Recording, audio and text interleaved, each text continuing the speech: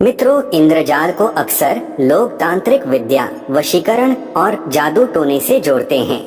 इंद्रजाल एक तरह से हमारे आंखों का भ्रम ही है, जिसे हमारा दिमाग पकड़ नहीं पाता है और फिर हम इसके असर में आ जाते हैं।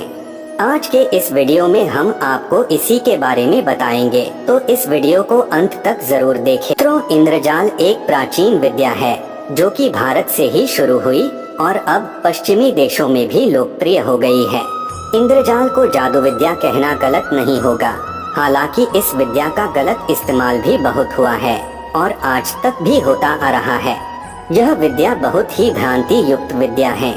इसके अंतर्गत मंत्र, तंत्र, मोहन, उच्चाटन, वशीकरण, नाना प्रकार के कौतुक, प्रकाश एवं रंग आदि के प्रयोजनीय वस्तुओं के आश्चर्यजनक खेल, तमाशे आदि कई चीजें आती हैं।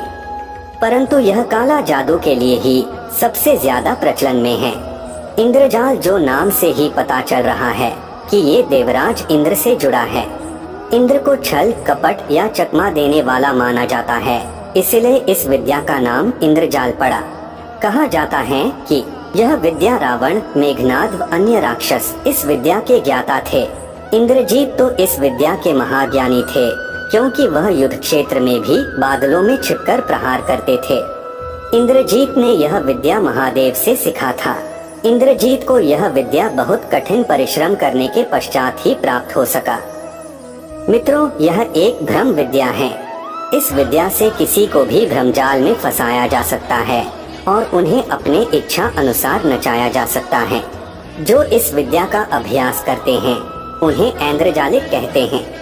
आजकल इसे जादू का खेल कहते हैं। आप सभी ने तो सर्कस में करतब दिखाने वाले, सड़क पर जादू के तमाशे दिखाने वाले आदि व्यक्ति को जरूर देखे होंगे, या फिर आप ऐसे जादूगर को जरूर देखे होंगे जो गर्म लोहे को अपने मुंह में रख लेते हैं, गर्म जंजीर से अपने शरीर पर मारते हैं, जीवित मनुष्य को दो टुकड़े में बांट देते हैं। ऐसे बहुत सारे अद्भुत दृश्य को दिखाते हैं जो वास्तव में किसी चमत्कार से कम नहीं लगता है। ये सभी इन्हीं विद्याओं का प्रयोग करते हैं। यह विद्या ऐसा है जिससे देखने वाले व्यक्ति भ्रम में आ जाता है। उस व्यक्ति को वही दिखाई देता है जो ऐन्द्रजालिक चाहते हैं। कुछ लोग इसका संबंध पौराणिक काल के युद्ध नीति से जोड़ते हैं। इसके अंतर्गत कोई राजा अपने दुश्मन को भ्रम में डालने के लिए इसका प्रयोग करते थे।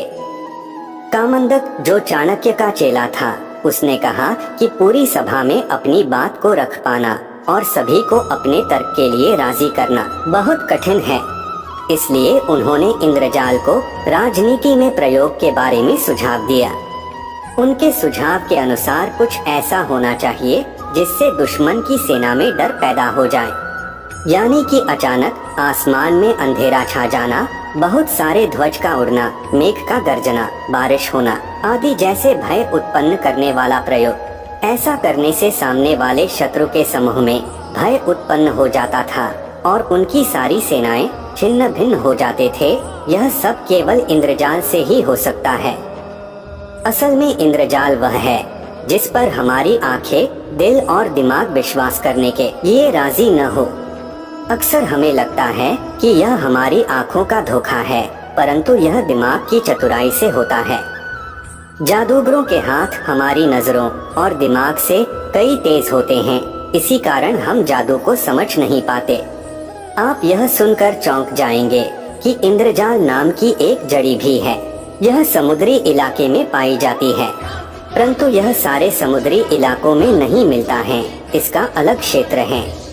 माना जाता है कि यदि इसे साफ कपड़े में लपेटकर पूजा घर या मंदिर में रखे तो अनेक प्रकार के लाभ होते हैं। इस जड़ी के बारे में यह भी कहा जाता है कि यह किसी भी टोने टोटके को बेअसर कर सकती है। इंद्रजाल की महिमा डामर तंत्र, विश्वसार, रावण संहिता आदि ग्रंथों में बताई गई है।